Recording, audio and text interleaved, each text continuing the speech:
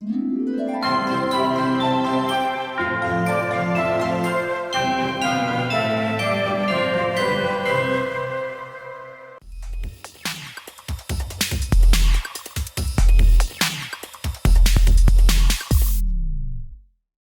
going on, guys? Long time no talk. Took some personal time away.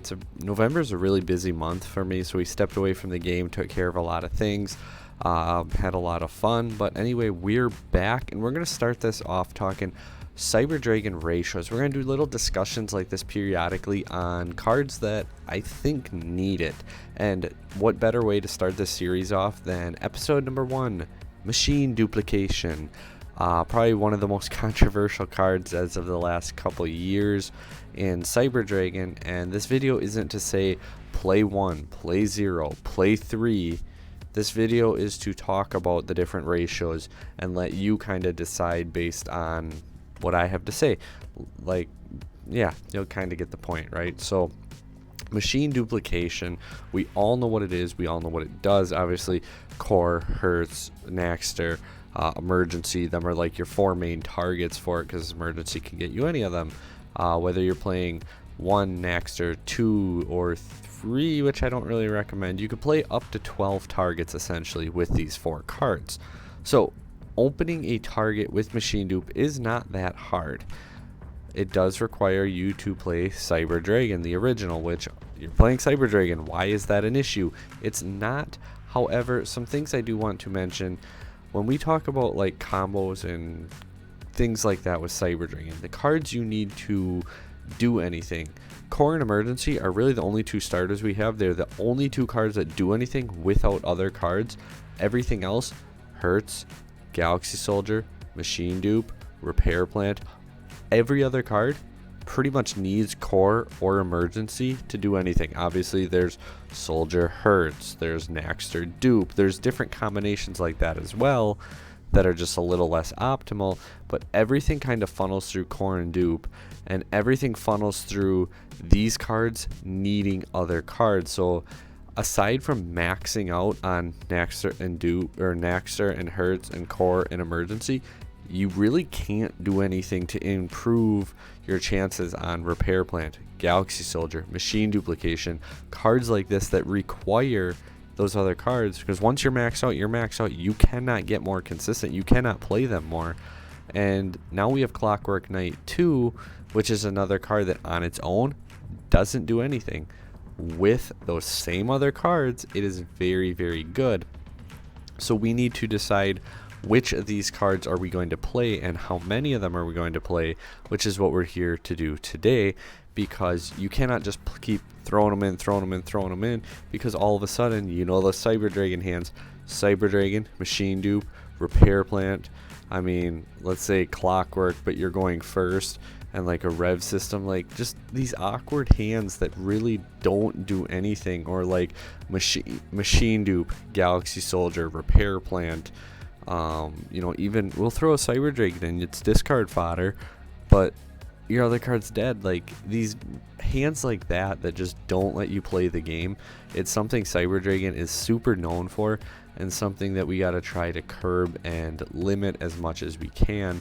There's so many different variants, and some of them require you to play machine dupe. I'm not gonna lie, there are some variants where you absolutely should play machine dupe, and then there's like the trap build where you absolutely should not play machine dupe. And this video hopefully will shed a little bit of light onto that. Biggest thing we already just mentioned right there, that's a huge reason why people don't play machine dupe, because out of all those cards, it's the easiest one to cut, and a lot of builds also cut Galaxy Soldier because it's the next card to go. It's not a Cyber Dragon, it's not a Cyber Dragon card per se, it's honorary, as well as machine dupe, and we see it with other archetypes all the time. Cards that at one point were just so crazy good. At one point, Power Bond was staple. Never gonna not play Power Bond. Power Bond will always be in your deck. What happened?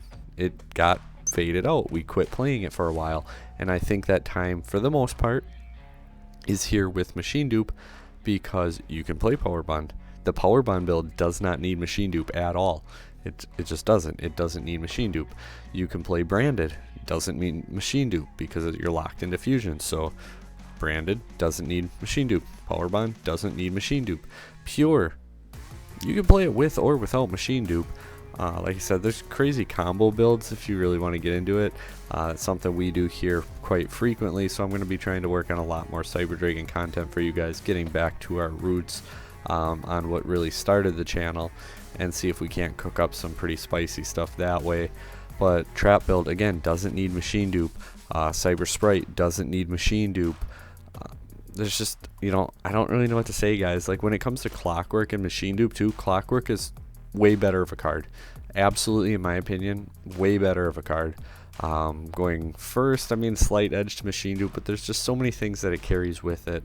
You know, opening it without a target, which isn't that likely. Opening it with Cyber Dragon, though, that's where it gets bricky. Not just opening it, because in a perfect world, you win before you brick, right? But that's not just how the game works. What happens when you draw machine dupe when you have no Cyber Dragon left in deck? When you have one Cyber Dragon left in deck, it's less optimal now. What happens when you top deck machine dupe and nothing else? You don't have Core Engrave to get a target, or your Cyber Dragons are spent. Like, there's just so many different ways to brick on machine dupe, because, like I said, you can brick on dupe with these other cards that just don't work with it. You can brick on it mid game, you can brick on it late game.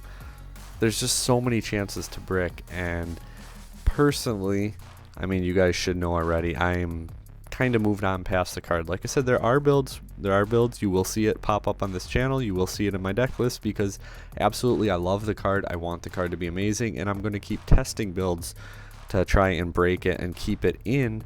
But for the most part, I do think it's kind of time to go. With the new Triple Tactics card, you could argue playing it at 1, but ideally we'd get like a Link 1 Cyber Dragon card. It doesn't even have to be a dupe target, but search is dupe or something along those lines. It's not a target though, so it's not like broken, but you know, like any Cyber Dragon monster, you can go into this Link 1, search machine duplication by, say, discard a Cyber card or anything like that. You don't even need to discard, because searching dupe isn't that broken, especially if it's not even a target itself. Like, it wouldn't be that bad, and then you could play 1, absolutely. I've seen people play 2, not a fan personally. Either you want to open it right away or you don't, and personally with dupe, you want to see it right away, you want to open it. You're like, well, it's less likely to brick on it later. Not really, because you're less likely to open it, which means you're more likely to see it later. If you play less than 3, you're not less likely to brick on it later, you're more likely to, because you won't see it early as often, and now you're going to see it later more often. The only time I will ever justify playing 2 machine duplication is if you're on 3 prosperity. Still not a fan. I would still play 3, but I will give you a pass if you're playing 3 prosperity and you want to run 2 machine duplication. My opinion, it is a 3 of or a 0 of until it is hard searchable by a inline combo, which means like you don't have to rely on some random draw, random card. When it's a normal combo, when it's a normal playline for us to search it out, then it can be a 1 of. Until then, it is a 3 or a 0. And that's kind of where I'm at with dupe. Like I said, I'm not gonna lie, I'm biased against it. I don't think it's optimal, I don't think it's ideal, but I'm still gonna test it and play it because I know a lot of you guys like it, and I want to try and cater to everyone while still being on a competitive aspect. But yeah, like, just the combination of cards make it kind of less ideal. Seeing it late game make it less ideal. Hopefully this sheds a little bit of light. It's not the attack boost of Fear, it's not the attack boost of Clockwork that makes dupe not playable. No, like, that's easy to play around. Like, that's really easy to play around. The fact that Clockwork is there to break boards, and the fact that you have to do your plays before you break their board, they're gonna negate your plays, and then, well, I can break their board after they negated your plays. You already got through their board. Like, you don't need it at that point. Defeats the purpose. You're playing counterproductive cards that aren't working together. Like, that's just kind of another thought I have on Clockwork and dupe. It's not the attack boost. It's not making it not a dupe target anymore. That's no good player is worried about the attack boost. It's everything else that comes with the card. But for those of you who decided to stick through the video, I have a little thing for you guys Now, we are doing another mirror tournament in the group, and a lot of people have been put off and not wanting to play in the Cyber Dragon mirrors.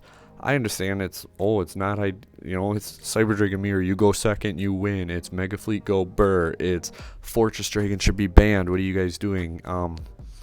I can't disagree more. I think it's a very thought out, intensive mirror, especially when you're in a tournament knowing it's a mirror. When you know it is the mirror, it changes everything. Deck building and how you play and navigate these is absolutely everything. So I'm going to show you guys my deck list because I will be playing. Brock is going to do me a solid and collect the deck list for this to verify everyone follows the rules. Come join the Facebook page for Cyber Dragon and then join the tournament because it's gonna be fun. There's 18 of us so far already. What does it cost to play? Absolutely nothing. When does it start? January 4th. Where is it? Dueling Book. We're holding it over Dueling Book. When is it? I said that already. January 4th.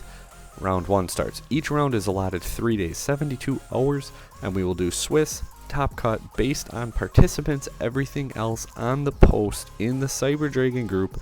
Come join it today. Find the post. Read the details, join, have fun, free to enter. Free to enter.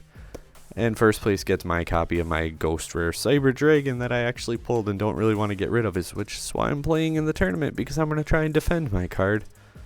But if someone else wins, well, they get my card. International, don't care where you are. I will send you the card on me. So free, $50 prize, and that's pretty cool if you ask me. Now, like I said, we're going to jump on into my deck list, though, because I want to give you guys ideas. I want you to realize, this is a mirror tournament. This is not, oh, well, you wouldn't play that in real life. No, I would not. Absolutely, I would not. This is a mirror tournament. 50% of your deck must be Cyber Dragon cards. Galaxy Soldier, Machine Duplication, Overload Fusion, and a few other cards all count as Cyber Dragon cards because they're pretty well staple in the archetype. So here we go. This is what I will be playing. If you're watching now, you're gaining a competitive advantage. Congratulations to you. 3 Cyber Dragon, 3 Core, 3 Hers, 1 Naxxer, 1 Fear, 2 Soldier. So right there I got 13 Cyber Dragon cards. 3 Ecclesia. Oh yes, Ecclesia. 1 Fleur. 3 Ally Creator. This card is insane in the mirror match. This card is insane to Cyber Dragon. This is not a card I would be playing in the normal format. This is not a card I would play in very many formats other than Drytron. But again, this is a mirror tournament, guys. Build for the mirror. So many people do not build for the mirror. They just build a random variant and then they get absolutely slaughtered. They put in 3 Fortress, say, oh, if I win the die roll, I'm going second and I'm going to win. That is very rarely the case versus a top player. I'm not saying you won't win. I'm saying it is not a freebie. It is not given. 3 Emergency, 1 Repair Plant, 1 Rev System, 1 Overload, 2 Poly, because Super Poly is pretty good, 2 Prosperity, 2 Nadir, 1 Overflow. I kind of wanted to play more because this card's really good in the mirror match. 1 Punishment, 2 Gozen. Why Gozen? We're playing Cyber Dragon. Gozen doesn't affect us, right?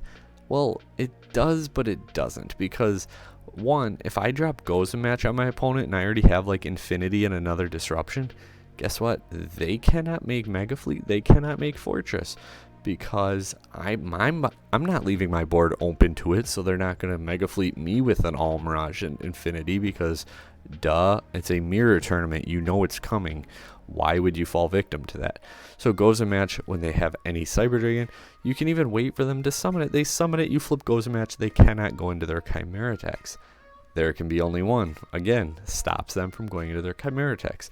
This is a card that I have played in multiple Cyber Dragon variants. I am comfortable playing Cyber Dragon with this card, and most people are not. Competitive advantage number 1.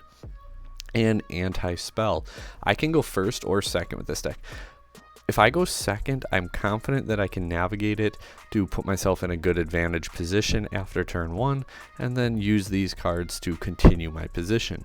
However, if I go first, I have 6 trap cards that are very, very good, 3 hand traps that are very good, and a just all-around strategy that favors me going first.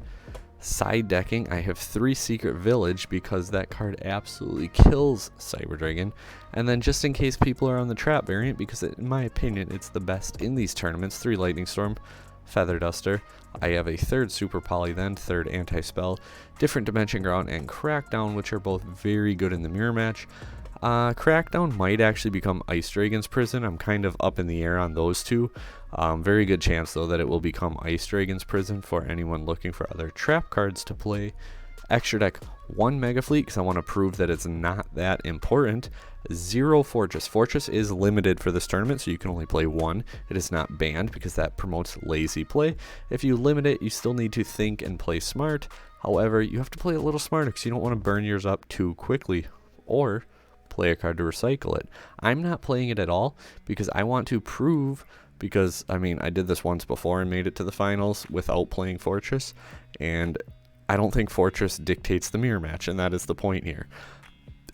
2 Rampage, 1 Eternity, Garura, Alba, Titaniclad, Elder Entity. Then we have Nova Infinity, Pleiades, the Gaia, the Zeus, Almirage, and Lina. That is my deck list. Take it as you will. What card should we do next? Like, what card is a ratio that we wonder? Galaxy Soldier, maybe that would be a good one. But yeah, thanks for watching, guys, and until next time, take care.